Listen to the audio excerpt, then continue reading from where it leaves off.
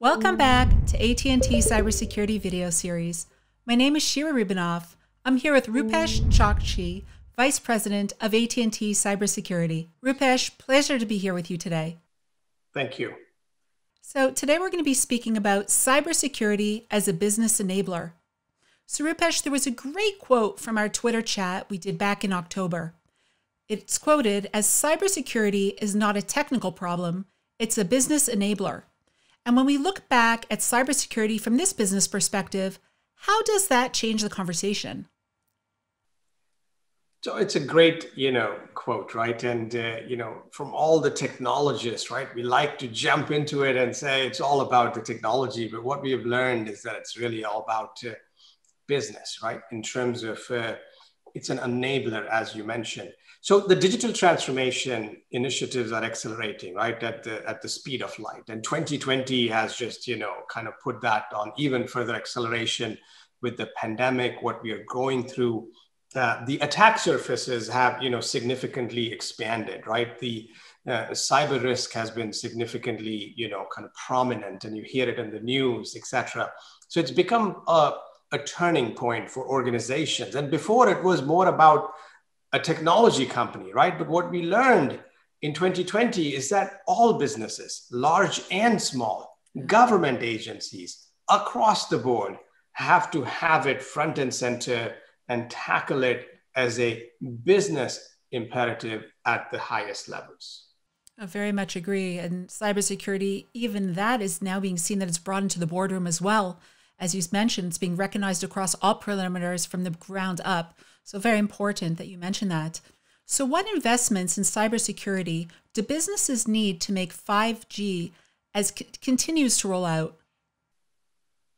So, we were talking about, before, right, that the digital pace is accelerating. We're talking about, 5G use cases. We're looking at new ways of doing things, and the 5G edge cloud technologies provide that.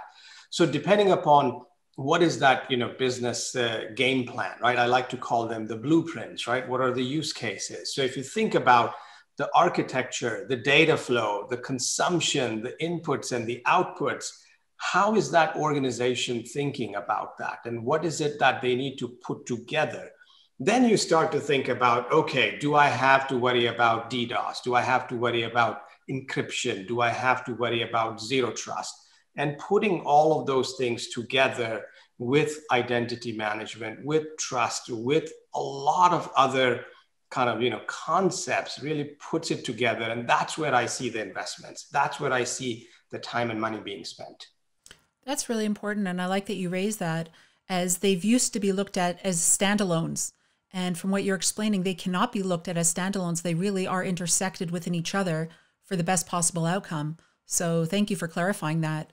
And what role do you see managed security services playing as a business enabler?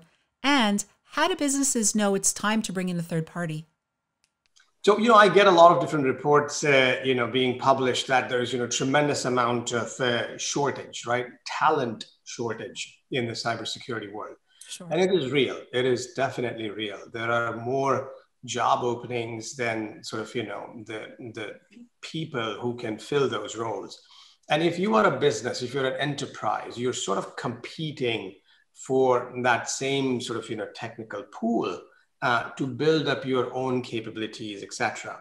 And that is where I feel the managed security services, providers and solution providers are going to play a very important role. One, they have the ability to bring the scale, right? They already are learning and doing all of these things already for many, many customers. You get the scale aspect, you get the whole 7x24 aspect. Otherwise, you will have to figure out how to do all of that on your own. And it is going to be more expensive because security doesn't, it's not a 9 to 5, right? It's going to happen when it's going to happen. So having somebody who is prepared, who has the knowledge, who has the tool set, who has the ability to go and help you when you need. And we see that. We see customers getting DDoS attacks as an example, and we're able to go and put the scrubbers and mitigate that as an example. So I think the MSSP, the journey, the partnership, the relationship is going to be very important, and you have a trusted partner in that framework. Very good explanation, and I very much agree with that. So, how can businesses develop that security first mindset that is so crucial to augment the technology solutions that we've talked about here? As we just discussed, right, and you mentioned that it's a topic at the boardroom, right? It's got to start at the top, and it has to be brought into, all elements of thinking. And, we think about, security from design, right? It's almost like when you're starting to think about how my enterprise is going to work. And in today's day and age, with 2020 and what we've gone through, every enterprise is a hyper distributed enterprise, right? Whether it is work from home, whether it is what's happening in their physical branches to what's happening on the omni channels, etc. So aligning the security game plans with that transformation, the business initiatives is very important. So that's sort of, the first one. The second is you get this discussion around what is the short-term return, right? So if I plop in so much money, do I get a return on investment? And a security is a little bit more, broader thinking, right? Because it's not about, do I get something back in 3 months? It's more about a longer-term investment that says, am I protecting my brand? Am I doing all the right things for protecting the information for my clients, my end clients, right? The data that they're trusting me with, am I protecting that? Setting up the tone at the top, very, very important. And I've seen that again and again in many organizations where the CEOs are having this conversation at their direct report team. The boardrooms are having that conversation.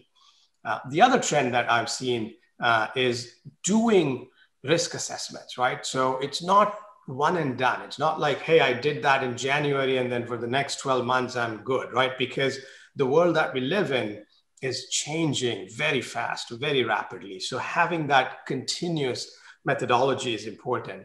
And, lastly, it's a shared model, right? So you have to bring your employees, your, people part of the business, because at many times, some of the things are opened up by somebody making a very simple mistake, and that person did not even know that that's what they were doing, right?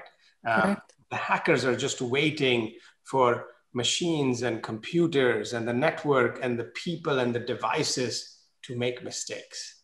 It's interesting. We talk a lot through AT&T about the people, the process, and the technology.